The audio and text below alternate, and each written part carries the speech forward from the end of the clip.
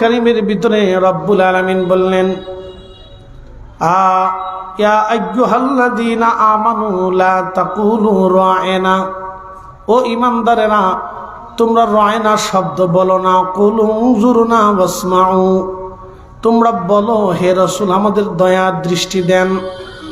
ইহুদিরা রাসূলের দরবারে এসে বলতো রা'না, রা'না শব্দের অর্থ হলো আমাদের দিকে আপনি তাকান, কিন্তু ইহুদিদের অঞ্চলে রা'না বলতে বলা হতো হে আমাদের রাখাল আমাদের দিকে তাকান।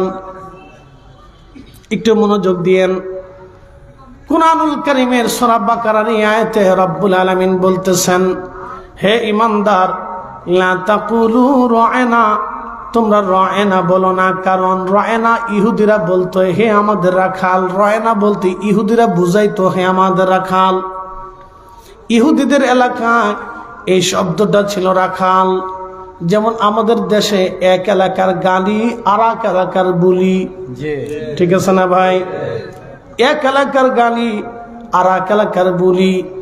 এক এলাকার থেকে অন্য এলাকায় গেলে মনে হবে আপনার সাথে রাগ করতেছে বা গালি দিয়েছে, কিন্তু গালি না, বন্ধু খুব মনোযোগ দিবেন। কিন্তু রসুলের ব্যাপারে শব্দ চয়ন কেমন হবে রব্বুল আলামিন এই কোরআনে জানাই দিলেন, ইয়া আইয়ুহাল্লাযীনা আমানু লা তাকুলু রা'না। ইহুদিরা রসুলের দরবারে এসে রা'না রা'না শব্দ বলে নবীকে নিজেদের দিকে মনোযোগী করতেন। রা'না বলতে বোঝাইতো আমাদের দিকে তাকানের বাহ্যিক অর্থ না, আমাদের দিকে দেখেন তাকান। আর আপনারা বলতেছেন হুজুর আমাদের দিকে একটু তাকান, আমাদের দিকে একটু তাকান।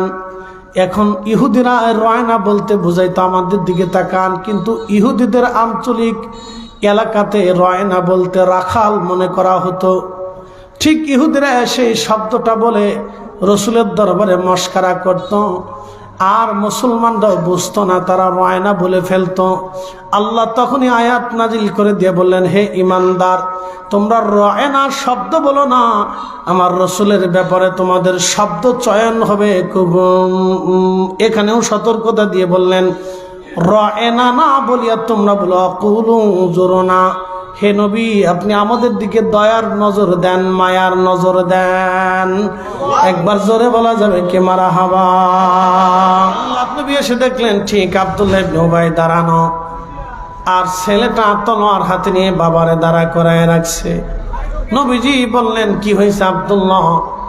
সাহাবী বলতেছেন ইয়া রাসূলুল্লাহ আমার বাবার কত বড় সাহস হয়, মুহাজিরদেরকে মদিনা থেকে বের করে দিবে, আমার নবী নিজেই যেখানে মুহাজির। আল্লাহু আকবার, না না আরো জোরে বলেন আল্লাহু আকবার। আমার বাপের সাহস কি করে হয়? ইয়া রাসূলুল্লাহ আপনি অনুমতি দিলে বাপকে ঢুকতে দেব, নতুবা এইখানেই আমি আমার বাপের দেহ থেকে মাথা আলাদা করব। আমি আজকে বাপের পরিচয় দেব না। ইয়া রাসূলুল্লাহ আমার বাপের কি করে সাহস হয় মদিনা থেকে মুহাজির বের করে দিবে? তার জবান থেকে শব্দ কি করে বের হয়? আপনি রসুল যেখানে মুহাজির, আপনার সম্মান যেখানে হাত দিয়েছে, বাপ চিনব না আজকে। একসাথে বলবেন আল্লাহু আকবার। সাহাবী, জোরে বলেন কি সাহাবী, আরো জোরে বলেন কি সাহাবী। সাহাবী সাহাবী সাহাবী রসুল, এইভাবে রসুলকে মহব্বত করতেন। তা আব্দুল্লাহ ইবনে উবাইর ব্যাপারে রসুল বললেন, আব্দুল্লাহ তুমি তোমার পিতাকে ছেড়ে দাও। বলি ইয়া রাসূলুল্লাহ আপনি হুকুম দেন, আমি আমার পিতাকে এক্ষুনি হত্যা করব। কল্পনা করতে পারছেন? নবীকে আপনি এক্ষুনি হুকুম দেন, আমি আমার পিতাকে আপনার সামনে মদিনার উপকণ্ঠে হত্যা করব, তাকে মদিনায় ঢুকতে দেব না। তার সাহস কি করে হয়? কলিজায় রসুলের ইশক তাজিম দেখছেন আপনি সাহাবীদের ব্যাপারে। আমাদের দেশে খ্যাতি সম্পন্ন যে কত মুফাসসির বেরিয়েছে, রসুলের শানে কি শব্দমালা ব্যবহার করতে হবে নিজেও বুঝে না। বিরাট বড় বড় খ্যাতি সম্পন্ন মুফাসসির হয়েছে। হায় আফসোস উম্মতের জন্য। এইভাবে চলতে থাকলে আগামী দিন কত উম্মত যে রসুলের সাথে বিয়াদবি করে নাফরমানি করে জাহান্নামী হয়ে যাবে, নিজেও জানে না। কি কথা কর না কেন? নিজেও বুঝে না যে কত উম্মত জাহান্নামে চলে যাবে, নিজেও বুঝে না। আপনি ভালো করে বুঝেন, সূরা মুনাফিকের তাফসীরের ভিতরে আসছে, আল্লাহর নবী তখন বললেন, হে আব্দুল্লাহ, আমি যদি তোমার পিতাকে এখন হত্যার হুকুম দেই তাহলে মানুষ বলবে মুহাম্মদ সাল্লাল্লাহু আলাইহি সাল্লাম তার সঙ্গীদেরকে হত্যা করে। আব্দুল্লাহ, তুমি তোমার পিতাকে ছেড়ে দাও। পিতাকে ছেড়ে দিছে। ছেড়ে দেওয়ার পরেও শেষ হয় নাই, ভালো করে বুঝে যাবেন এশকে রসুল কি জিনিস। তখন আব্দুল্লাহ বলতেছেন, ইয়া রাসূলুল্লাহ, আমি আমার পিতাকে আপনার হুকুমে ছেড়ে দিলাম বটে, কিন্তু আমার মন বলতেছে যদি আল্লাহর কোনো বিধান ফাইসালা আসে আমার পিতাকে হত্যা করার ব্যাপারে, যেহেতু সে বেয়াদবি করেছে, ইয়া রাসূলুল্লাহ, যদি ফাইসালা আসে তাহলে আমার পিতাকে অন্য কাউকে দিয়ে হত্যা করাবেন না, আমি নিজে আমার বাবাকে জবাই দেব। এ মুসলমান, এ বরুরাবাসী, বিদ্রাবাসী, ভালো করে বুঝে যাবেন এরা সাহাবী রাসূল। তাজিমে রাসূলের ব্যাপারে, নবীর ইজ্জতের ব্যাপারে, আল্লাহর হাবিবের সম্মানের ব্যাপারে ঠিক তখনই কোরআনের আয়াত নাজিল হলো। তখনই কোরআনের আয়াত নাজিল হলো, ওয়ালিল্লাহিল ইজ্জাতি ওয়ালিরাসূলিহি ওয়ালিল মুমিনিনা ওয়ালাকিন্নাল মুনাফিকিনা লা ইয়ালামুন। ও নবী, মুনাফিকরা আল্লাহর ইজ্জত বুঝে না, আপনি রাসূলের ইজ্জত বুঝে না, আর মুমিনের ইজ্জত তারা বুঝে না। নবী, যারা মুনাফিক অন্তরে নেফাক ঢুকেছে, আপনি রাসূলের ইজ্জত বুঝে না, আমি আল্লাহর ইজ্জত বুঝে না, আমার মুমিনের ইজ্জত তারা বুঝে না। এ নবী, তারা মুনাফিক।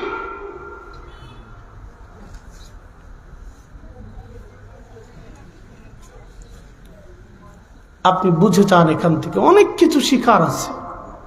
কি ভাই, শিখার আছে না? এই জন্য আমরা শানে রিসালাতে রাসূলের ইজ্জতের ব্যাপারে আমরা খুব সতর্ক থাকি। কথা ঠিক আছে না ভাই? এখন যার মন চায় দুর্বলতা থাকবেন, অসুবিধা নেই। ভাবতেছেন পালাবেন, কোথার থেকে পালাবেন? কবর থেকে, না হাসর থেকে, না মিজান থেকে, না ফুলসিরাত থেকে, না হাউজে কাউসার থেকে? কোথার থেকে পালাবেন? কোথার থেকে পালাবেন? না কবর থেকে? কোথার থেকে পালানোর কোনো রাস্তা নেই। যেখান থেকে পালাইতে চাবেন ওখানেই রাসূল লাগবে। কবরে নবী লাগবে, হাসরে রাসূল লাগবে, মিজানে নবী লাগবে, ফুলসিরাতে নবী লাগবে, হাউজে নবী লাগবে, জান্নাতে সেখানেও রাসূল লাগবে। দুনিয়াতে মরার আগে রাসূল লাগবে। পালানোর রাস্তা আছে ভাই? আল্লাহ অপশন দেয় নাই। আল্লাহ জানে পৃথিবীতে এরকম কিছু গুস্তাখ তৈরি হবে, তারা সর্বসময় আমার রাসূলের শানকে ছোট ছোট। আচ্ছা, আপনাদেরকে বলেন তো, আমার দিকে তাকান। বর্তমান পৃথিবীতে বড় বড় প্রেসিডেন্টের ভিতরে একটা হচ্ছে আমেরিকান, রাশিয়ান, চাইনিজ, এটা বড় বড় নামি দামি প্রেসিডেন্ট। পৃথিবীর হাজার বিলিয়ন ট্রিলিয়ন বড় বড় প্রেসিডেন্টকে যদি এক পাল্লায় দেন, আর আল্লাহর নবীজির পেশাব মোবারক আর পাল্লায় দেন, হ্যাঁ কথা কর না কেন? জোরে বলেন হবে? একসাথে বলেন হবে? কিচ্ছুই না, কিচ্ছুই না। পৃথিবীর সব বড় বড় মহাজ্ঞানীদেরকে এক পাল্লায় দেন, পৃথিবীর সব বড় বড় জ্ঞানী গুণীদেরকে এক পাল্লায় দেন, আর রাসূল করিমের পবিত্র জুতা মোবারকের ধুলিকে আর এক পাল্লায় দেন।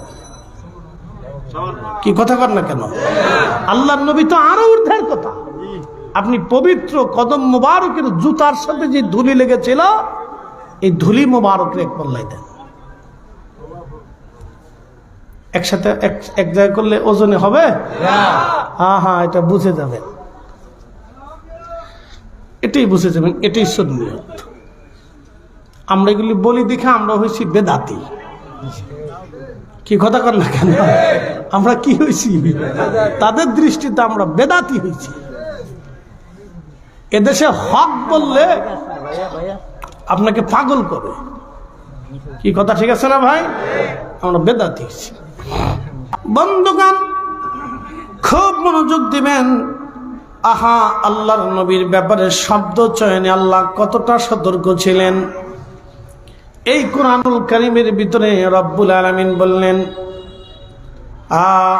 ইয়া আইয়ুহাল্লাযীনা আমানু লা তাকুলু রা'না, ও ঈমানদারেরা তোমরা রা'না শব্দ বলো না, কুলু উনজুরনা ওয়াসমাউ, তোমরা বলো হে রাসূল আমাদের দয়া দৃষ্টি দেন। ইহুদিরা রাসূলের দরবারে এসে বলতো রা'না। রা'না শব্দের অর্থ হলো আমাদের দিকে আপনি তাকান, কিন্তু ইহুদিদের অঞ্চলে রা'না বলতে বলা হতো হে আমাদের রাখাল আমাদের দিকে তাকান। একটু মনোযোগ দিয়েন, কুরআনুল কারীমের সূরা বাকারার এই আয়াতে রব্বুল আলামিন বলতেছেন হে ঈমানদার লা তাকুলু রা'না, তোমরা রা'না বলো না, কারণ রা'না ইহুদিরা বলতো হে আমাদের রাখাল। রা'না বলতে ইহুদিরা বুঝাইতো হে আমাদের রাখাল। ইহুদিদের এলাকায় এই শব্দটা ছিল রাখাল।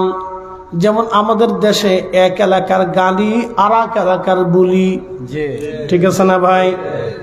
এক এলাকার গালি আর এক এলাকার বুলি। এক এলাকার থেকে অন্য এলাকায় গেলে মনে হবে আপনার সাথে রাগ করতেছে বা গালি দিয়েছে, কিন্তু গালি না, বন্ধু খুব মনোযোগ দিবেন। কিন্তু রসুলের ব্যাপারে শব্দ চয়ন কেমন হবে রব্বুল আলামিন এই কোরআনে জানাই দিলেন, ইয়া আইয়ুহাল্লাযীনা আমানু লা তাকুলু রা'না। ইহুদিরা রসুলের দরবারে এসে রা'না রা'না শব্দ বলে নবীকে নিজেদের দিকে মনোযোগী করতেন। রা'না বলতে বোঝাইতো আমাদের দিকে তাকানের বাহ্যিক অর্থ না, আমাদের দিকে দেখেন তাকান। আর আপনারা বলতেছেন হুজুর আমাদের দিকে একটু তাকান, আমাদের দিকে একটু তাকান। এখন ইহুদিরা রা'না বলতে বোঝাইতো আমাদের দিকে তাকান, কিন্তু ইহুদিদের আঞ্চলিক এলাকাতে রা'না বলতে রাখাল মনে করা হতো। ঠিক ইহুদিরা এসে শব্দটা বলে রসুলের দরবারে মস্কারা করত, আর মুসলমানরাও বুঝতো না, তারা রা'না বলে ফেলতো। আল্লাহ তখনই আয়াত নাজিল করে দিয়ে বললেন হে ঈমানদার তোমরা রা'না শব্দ বলো না, আমার রসুলের ব্যাপারে তোমাদের শব্দ চয়ন হবে খুব। এখানেও সতর্কতা দিয়ে বললেন রা'না না বলিয়া তোমরা বলো কুলু উনজুরনা, হে নবী আপনি আমাদের দিকে দয়ার নজর দেন, মায়ার নজর দেন। একবার জোরে বলা যাবে কে মারহাবা।